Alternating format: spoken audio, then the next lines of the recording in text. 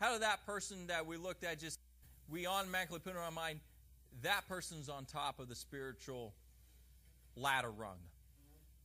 What is the distinction that separates them from everyone else?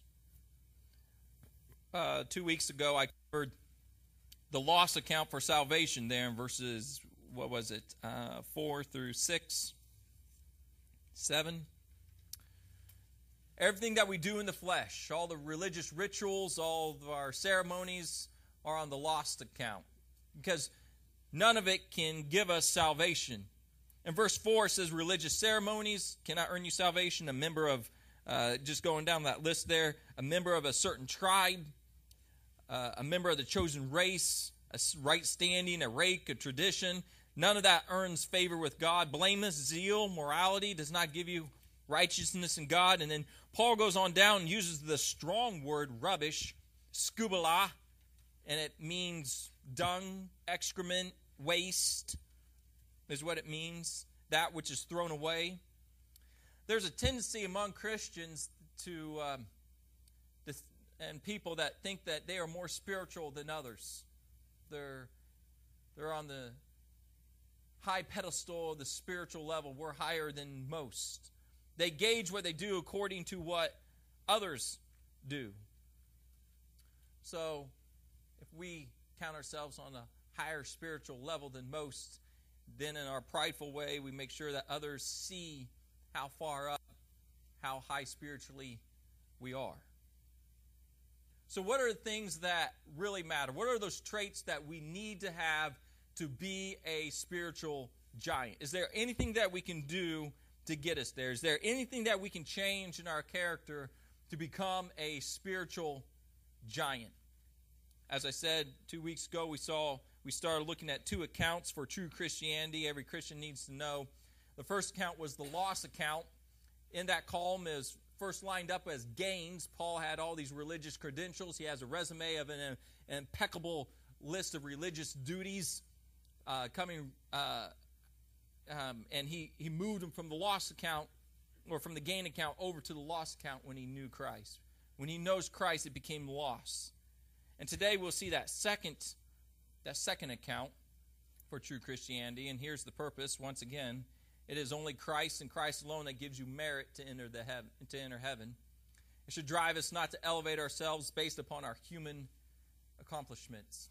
In Matthew 16, 25 and 26, Jesus says, "For whoever wishes to save his life will lose it, but whoever loses his life for my sake will find it. For what will it profit a man if he gains the whole world and forgets his soul? Or what will a man give in exchange for his soul?" Jesus is talking about an exchange. You have to lose something to gain something, is what he's saying. And it's here in this verse, it's all about the soul. If you want to gain your soul, it's going to cost you your life. If you desire to save your life, it'll cost you your soul. That's the exchange. The exchange for salvation is to give up all that I am all for, that I'm all for all that Christ is. We give up the religious ceremonies, the practices, the achievements, the life accumulating good works and self-righteousness. We give all that up for the pearl, for salvation, to know Christ. Remember rich young ruler, I used this many times in this example. Christ said, "Are you ready to give up everything? Are you ready to give up your time? Are you ready to give up your money? Are you ready to give up your tithe? Are you ready to give up your position? Are you ready to give up your status?" And to the rich young ruler, that price was too high. He said the price for a soul was too high, and it eternally cost him. So I want to show you from this last point here as we make our way through these verses. Paul's saying that he's willing to give up everything.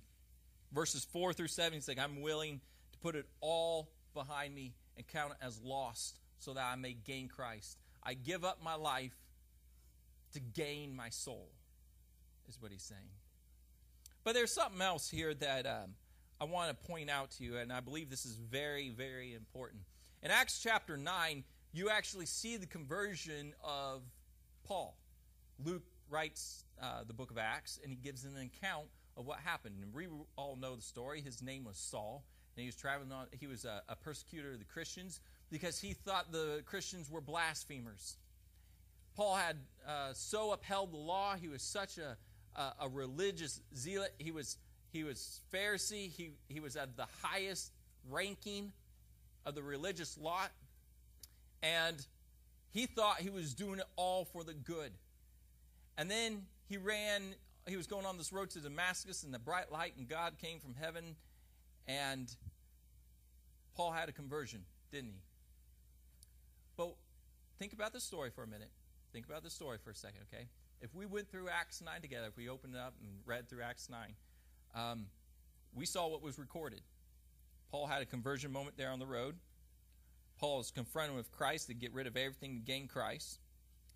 Paul was converted. Verse 11 says Paul is praying. Verse 15, he is called to be an apostle. Verse 20, Paul is proclaiming Christ everywhere. So if we were just to look at that one account, at just that story, once again, Paul was converted. Verse 11, he's praying. Verse 15, he's called to be an apostle. Verse 20, he's proclaiming Christ. Nothing in between there. If you were to only look at his example, one might think that all human faculties are basically obliterated, annihilated, or bypassed. And he had nothing to do with the conversion. It just looks like it was a supernatural intervention, like wham! And now he was a Christian. Now he's praying. Now he's an apostle. Now he's spreading Christ. And you don't see anything out of that passage internally. You don't know what his thoughts were, his emotions were. You had nothing to know what happened inside of him to make that conversion complete. So here in chapter 3, Paul gives the account of his conversion, of what he went through internally back in Acts 9. What his emotions are. What did he exchange his religious resume for? What was the result of everything he bagged up and trashed? And this is what it is. So here's the second account every Christian needs to understand for true Christianity. Roman numeral number 1. That's what we went through last time. The lost account, the religious ceremonies, the member of chosen race, rank, tradition, discipline, zeal, blameless. Here's the second one. Every Christian needs to understand the gain account. What he gained. Have you ever heard someone say that the truest spiritually mature person becomes that way by the measurement of the depths they have been taken from? Like if they're really like in the gutter as an awful sinner, they said, I've been forgiven much, and then you'll be much for God, is what they say. And you have a greater chance of being that spiritual giant than, like, say, an ordinary person who maybe came to Christ at a young age. Well, the spiritual depth of a man or woman has nothing to do with your personality, has nothing to do with your experience, has nothing to do with your circumstances. Basically, what it comes down to of being a spiritual giant or not is your appetite.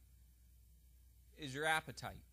Your spiritual appetite. Spiritual giants come from just basically an appetite for the Lord. What made Paul the man he was for God was knowing him. He became the impelling, compelling, propelling force in his life, is what Christ was to him.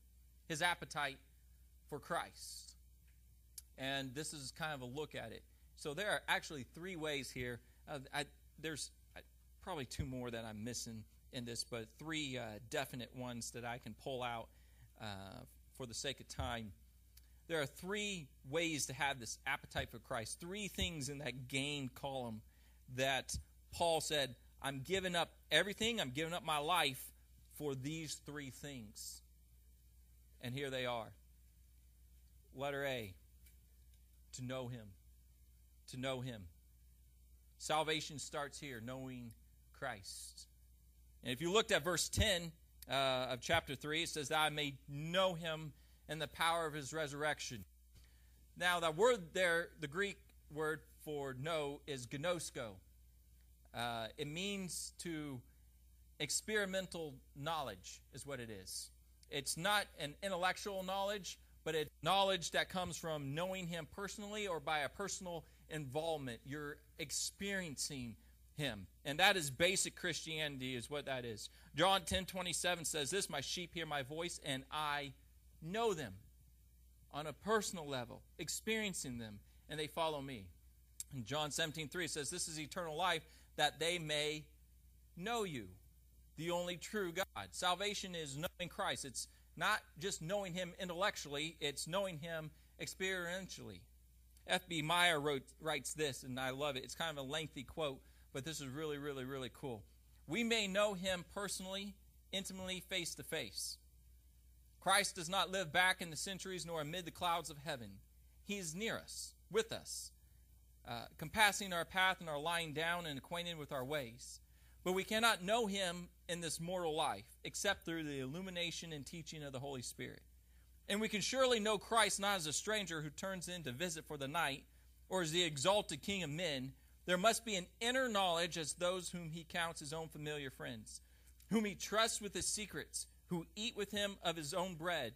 To know Christ in the storm of battle, to know him in the valley of the shadow, to know him when the solar light radiates our faces or when they are darkened with disappointment and sorrow, to know the sweetness of his dealing with bruised reeds and smoking flax, to know the tenderness of his sympathy and the strength of his right hand. All this involves many varieties of experience on our part, but each of them, like the facets of a diamond, will reflect the beauty of his glory from a new angle.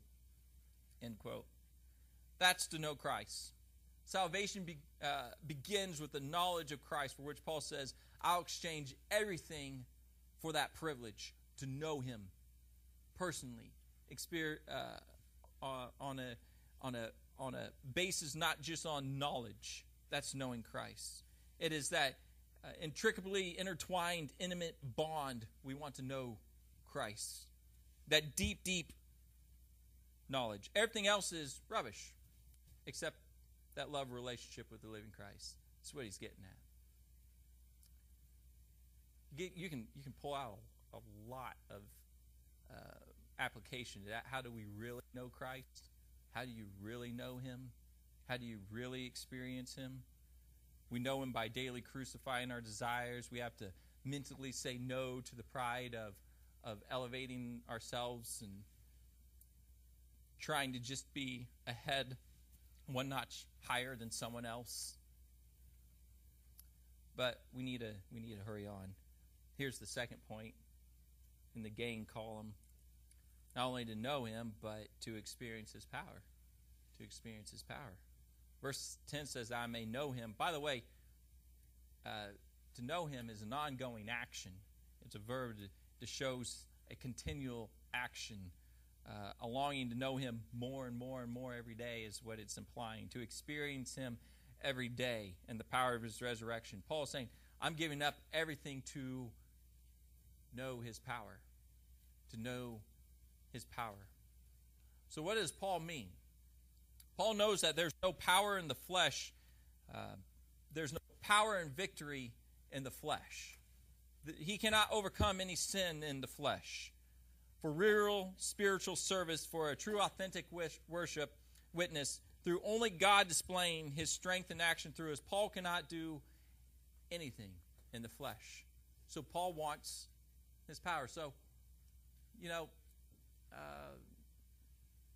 if we were to go down this road and just think about that for a minute, like secular psychologists and stuff, not totally ruling them out. However, it's Band-Aids. It's Band-Aids to the real problem for most.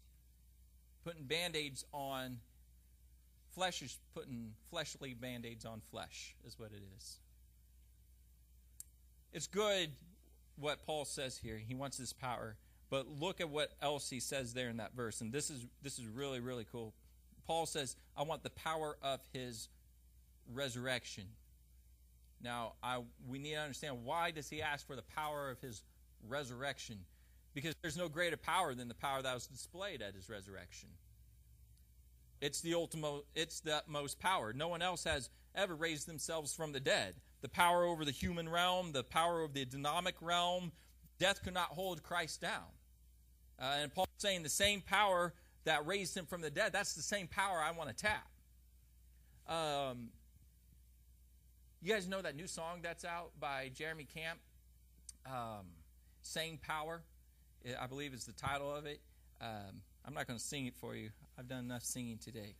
But the verses go like this. I can walk down this dark and painful road. I can face every fear of the unknown. I can hear all God's children singing out, we will not be overtaken. We will not be overcome. And the chorus, this is really cool. The same power that rose Jesus from the grave, the same power that commands the dead to wake, lives in us, lives in us. The same power that moves mountains when he speaks, the same power that can calm a raging sea, lives in us, lives in us. Greater is he that is living in me. He's conquered our enemy. No power of darkness, no weapon prevails. We stand here in victory. And Jeremy gets it. I mean, just in that beautiful song, in the words of that song, Paul gets it too. The power of Christ is displayed the most in the resurrection. And that same Christ, through the Holy Spirit, lives in us. Here's the cool thing. We can tap that power. We can tap that power. And Paul wants to give everything up so that he may have that ability to tap that power. So there's the first two. Ephesians 3:20 says this, now to him who's able to do far more abundantly beyond all that we ask or think, according to the power that works within us. That's cool. Ephesians 3, to know him, to tap his power. And thirdly, look at letter C. Here's in his gain account here, fellowship with Christ. Fellowship with Christ. And verse 10 kind of goes a little bit further. It says that I may know him in the power of his resurrection and the fellowship of his sufferings, being conformed to his death. Now, understand this. We understand what the power of his resurrection is, but then he follows up with the fellowship of his sufferings. What exactly does Paul mean by the fellowship of his sufferings? Paul's talking about somebody to fellowship with when he suffers. Somebody who has suffered far beyond any suffering he'll ever suffer and experience far more suffering than everyone else will, is what he's getting at. And Paul knows that since Christ experienced more suffering than anyone else, he can now have fellowship with Christ, knowing that he'll never see anything that intense. 2 Corinthians 12:9 says this, and he has said to me, my grace is sufficient for you. My power is perfected in weakness. Most gladly, therefore, I will rather boast about my weaknesses, so that the power of Christ may dwell in me. Therefore, I am well content with weaknesses, with insults, with distresses, with persecutions, with difficulties, for Christ's sake. For when I am weak, then I am strong. Paul is saying, I have a companion in my suffering. And when I am weak, I go to Christ. I find strength in him. You all know that passage in Isaiah 53 really well. The suffering servant is what it's called, who has believed our report, to whom the arm of the Lord is revealed. For he grew up before him like a tender shoot, like a root out of parched ground. He has no form or majesty when we look upon him, nor appearance that we should be attracted to him. He was despised and forsaken of men, a man of sorrows, acquainted with grief. And like one from men hide their face, he was despised, and we did not esteem him. Surely our griefs he himself bore, and our sorrows he carried, yet we ourselves esteemed him stricken, smitten of God, afflicted. He was pierced through our transgressions, crushed for our iniquities.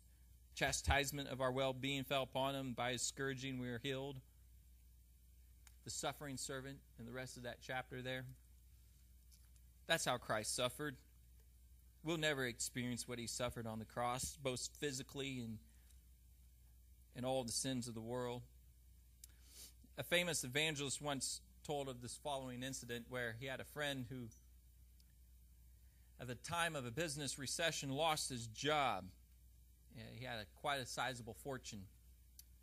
He lost his home, dad to his sorrow. His precious wife died. Yet he tenaciously held his faith. The only thing he really had left. And one day he was walking in search of employment, and one of them, there's some people, some men that are doing some stonework on a large church, and one of them was chiseling a triangular piece of rock. And he happened to ask that guy, what are you going to do with that? And the workman said, well, you see the opening up near the spire? Well, I'm shaping the stone down here so that it will fit up there. And the man walked away knowing the Lord has spoken to him through that situation. God is shaping us down here so that we may fit up there. On a wall in his bedroom, Charles Spurgeon has a plaque that has Isaiah 48:10 on it. I've chosen thee in the furnace of affliction. In this quote, it is no mean thing to be chosen to God. God's choice makes chosen men choice men. We are chosen not in the palace but in the furnace. In the furnace, beauty is marred, fashion is destroyed, strength is melted, glory is consumed. Yet here eternal love reveals its secrets and declares its choice. So Paul's given it all up, all the suffering. We don't have to suffer alone. We give up ourselves to gain the fellowship in the suffering. That's what we gain. So, it's the gist of those couple of verses of what he finds in the gain column. The righteousness which comes from God and the basis of faith. I may know him in the power of his resurrection, the fellowship of his sufferings, being conformed to his death, in order that I may attain to the resurrection from the dead. He's talking about in order that I may attain to the resurrection from the dead, the glorious day where we will rise with him, stand before him. Looking forward to that, that's what we will attain. I guess that could be a fourth point there. Being conformed to his death in order that I may attain to the resurrection from the dead. That's what you'll gain. You'll gain eternal satisfaction. You'll attain eternal bliss is what you'll attain. So there could be a fourth one. So we see the gain column Paul has kind of put together. He shows us 4 through 7 what he gives up. All the external religious resume. Everything that we look at him and we're like, oh, he's a spiritual giant. He gives all that up for what? To know him. To have the power that we can tap. The fellowship in our sufferings. And eternal bliss, basically. That's what we gain. We gain a knowledge that we know through experiencing him. Fellowship in their suffering. I was kind of doing some research and really wasn't looking for a sermon illustration, but I accidentally fell upon this story, and then I pulled up the newspaper and articles on it. It's bizarre, but unbelievable. It's true. So I had to put this down, and a 16-year-old girl was kidnapped and held prisoner for 4 months. I believe it's from November to January, February or March. The newspaper was printed. This 16-year-old girl was kidnapped and held prisoner for 4 months. And where, you might ask? Well, she was held prisoner in the attic of a church in Memphis, Tennessee. And week after week, that congregation gathered there to worship, to sing, to pray, to enjoy Christian fellowship when for 4 months, right above their heads, the very same building, there's a terrified human being needing to be rescued. Until she was actually discovered by 2 men on the church maintenance staff. The girl was held as captive. Imagine a prisoner in church. But perhaps there are more people hidden away in church than we actually realize, though, right? People have been taken captive by God's enemy, diabolical enemy. Like the Apostle Paul, before his conversion, they may even think they are living for God, but they're dead. They're captive. There may be people in our churches who have not experienced really spiritual freedom through faith in Jesus Christ. Evangelist Billy Sunday said this, that taking a horse into a garage doesn't turn it into an auto, nor does merely taking sin-bound person into a church change him or her into a child of God. Only personal faith in Jesus does that. So, are we captive? Have we been set free? Here's some more thoughts. Are we still working on our lost column to be that spiritual giant that everyone views? Or are we going to give up the life so that we can gain the soul, to know Him, the fellowship of His sufferings, the power of His resurrection, and eternal bliss? Or are you looking forward to the gain? Are you ready to give all to buy the pearl? I've had some really cool conversations this week. Some real good conversations. And it seemed to come back to this, a couple of them, of where someone texted me the other day and he was just spot on. Spot on. How it's almost like we want to force people to come to church, you know, to get them saved, instead of just going out and just being authentically honest with them, saying, you know what, I'm just like you, bro. I'm just like you. Let me show you how I became redeemed and what I'm living for. You know, you don't have to spend all your energy and waste all your time doing this, you know, if it's not going to gain you anything. I want to talk to you about it. He basically, I wish I brought the text up here and read it. I almost did that. But it was really good. He defined authentic Christianity. Authentic Christianity. That's what it's all about. That's what it's all about. Father, I thank you for the Philippians passage and just all the little nuggets that we pull away from it. And thank you for just speaking us through the Word, knowing that, you know, it's almost a relief. It's a relief that we really don't have to outdo someone to gain heaven. We just have that heart change, and we just want to do this stuff for you. And we discipline ourselves for the kingdom. And we work hard, and we want to gain that intimate relationship with you. It's a relationship, and we want to have that power living in us. That same power that raised you from the dead is the same power that lives in us, that we have access to it and we can tap it.